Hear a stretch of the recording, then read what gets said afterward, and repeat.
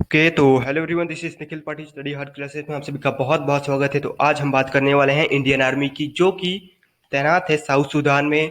किस पर्पस के लिए? साउथ सूडान में पीस मेकिंग में अपना जो कंट्रीब्यूशन है वो इंडियन आर्मी दे रही है। तो अभी हाल में आपने न्यूज़ सुना होगा कि इंडियन आर्मी को प्रोवाइड किया गया यूनाइटेड नेशंस की तरफ से यूएन मेडल्स। तो आप ये देख सकते हो, टाइम्स नाउ का यहाँ पर आर्टिकल है, serving for peace Indian army personnel receive UN medal for stellar service in South Sudan. और यही नहीं, इंडियन आर्मी को के साथ साथ यहाँ पर श्रीलंकन सोल्जर्स को भी ये मेडल प्रोवाइड किया गया। तो चलिए आप देख सकते हो, यहाँ पर यूएन मिस का एक ट्वीट है। इस ट्वीट में इन्होंने लिखा है, take about people of India some 135 of your peacemaking troops based in South Sudan and serving with UN miss have received UN medal for their outstanding performance in Jonglei State and the Greater Pibor Administrative Area।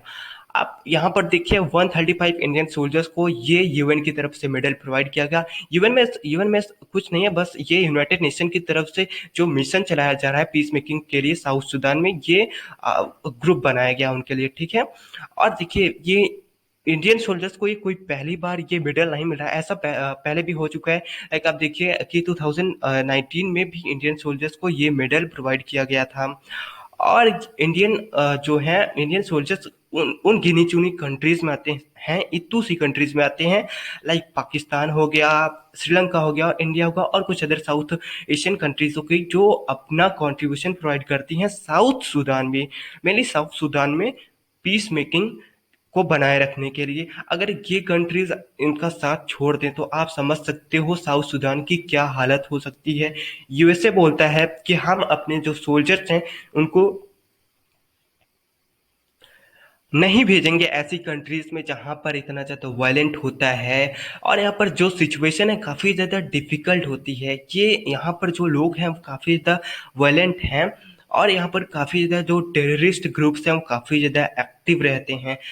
और अगर हम देखिए, USA क्या बोलता है कि हम इनको मदद तो कर देंगे, हम यूनाइटेड नेशन को भी मदद करेंगे, जो हमारी इकोनॉमी है हम उसके अकॉर्डिंग अपने कंट्रीब्यूशन प्रोवाइड करेंगे, बट हम अपने सोल्जर्स को यहाँ पर नहीं भेजने वाले हैं, हम अपने सोल्जर्स की जान को खतरे में नहीं डालने वाले हैं। तो आप इसका लोकेशन देख सकते हो, साउथ सूडान का लोकेशन ये एक सेंट्रल अफ्रीकन कंट्रीज में आता है। आप देख सकते हो ये एक लैंड लॉक कंट्री है। और अगर देखिए, हम इसके हिस्ट्री की बात करते हैं, तो जो साउथ सूडान है ये 9 जुलाई को इसको इंडिपेंडेंस मिली, सूडान से इसको इंडिपेंडेंस मिली। इन्होंने सोचा था कि हमारे काफ़ी अच्छा ब्राइट फ्यूचर होगा आगे जाकर, बट अनफॉर्चुनेटली क्या होता है कि 2013 में इनके यहाँ सिविल वॉर छिड़ जाती है। और देखिए, यहाँ पर सिविल वॉर छिड़ने की वजह से क्या होता है कि ये एस्टिमेट लगाया जाता है कि अबाउट 50,000 पीपल्स गॉट किल्ड। इन्होंने आपस में ही लड़ाई करना चालू कर दिया था। तो 50,000 पीपल्स ऑफिशियल रिकॉर्ड के account 50,000 peoples got killed, but on official record के account according about 4 lakh peoples got killed. तो आप समझ सकते हो वहाँ की कंडीशन जो है कितनी बुरी कंडीशन रही होगी। और 2014 और 15 में क्या होता है कि देखिए, इस सिविल वॉर की वजह से यहाँ पर काफ़ी ज़्यादा जो शॉर्टेज होता, फूड का शॉर्टेज होने लगा। और यहाँ पर जो फैमिलीज होती हैं काफ़ी ज़्यादा ट्रेडिशनल फैमिलीज होती हैं, बड़ी बड़ी फैमिलीज होती हैं।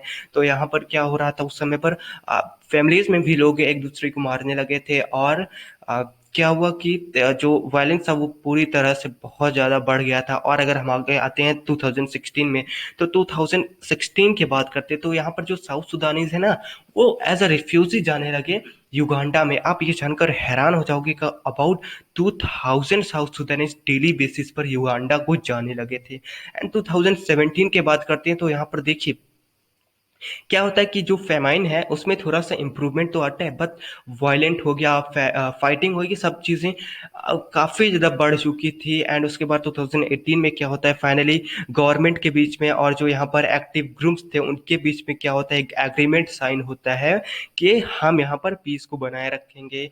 तो अगर यहाँ पर देखिए, हम कुछ यहाँ पर इनके फैक्ट्स की बात करें, तो रिपब्लिक ऑफ साउथ सूडान इसका पूरा नाम है। साउथ सूडान का कैपिटल की बात करें तो इनका ज्यूबा कैपिटल है। पॉपुलेशन की बात करें तो 7.5 टू 10 मिलियन इनकी पॉपुलेशन है। एरिया की बात करते हैं तो 6,19,745 स्क्वायर किलोमीटर का इनके एरिया है। लैंग्वेज की बात करें तो इंग्लिश, अरबिक, ज्यूबा अरबिक और जिनका इनकी लैंग्वेज है। मेजर रिलीजन की बात करें तो कुछ ट्रेडिशनल के रिलीजन आ जाते हैं, क्रिश्चियनिटी आ जाती है। लाइफ एक्सपेक्टेंसी की बात करें तो in comparison to whole world इनकी जो लाइफ एक्सपेक्टेंसी है ना वो काफ़ी ज़्यादा कम है। मेंस की देखिए तो 56 ईयर है और वुमेन्स की देखिए तो 58 ईयर्स है। करेंसी की बात करें तो सुडानीज पाउंड यूएन की है और वर्ल्ड बैंक। और देखिए अगर इसको देखे तो ये काफ़ी ज़्यादा बहुत ही डिफिकल्ट कंट्री है, वायलेंट कंट्री है और इसको वर्ल्ड की न्यूएस्ट कंट्री भी बोला जाता है। इसको one of the saddest country बोला जाता है, पुअरेस्ट कंट्री बोला जाता है। और यहाँ पर ये सदर्न पार्ट था सूडान का जो कि 2011 में अलग हुआ और इनको काफ़ी ज़्यादा पसंद होता है। आई थिंक कि जितने भी इंटरनेशनल इंडेक्सेस आते हैं ये आपको टॉप 10 में मिलेंगे बॉटम से, टॉप 10 में मिलेंगे, बॉटम से मिलेंगे टॉप 10 में। और देखिए ह्यूमन डेवलपमेंट इंडेक्स की अगर बात करें तो ये इनकी रैंक थी 185 और बॉटम पर कौन था, नाइजर था जिसकी रैंक थी 189। और इनकी अगर हम नॉमिनल जीडीपी की बात करते हैं तो नॉमिनल जीडीपी में इनकी जो रैंक है वो 160 पोजीशन पर है।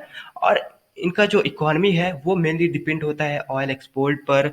और देखिए यहाँ पर जो इतने ज़्यादा वायलेंट ग्रुप्स हैं, एक्टिव टेररिस्ट ग्रुप हैं, तो यूएन ने इन पर बैन लगा रखा है। किसी भी कंट्री को, कोई भी कंट्री इनको एक्सपोर्ट नहीं करेगा, किसी भी तरह का वेपन इनको एक्सपोर्ट नहीं करेगा। तो फाइनली फिलहाल के लिए अभी के लिए इतना ही।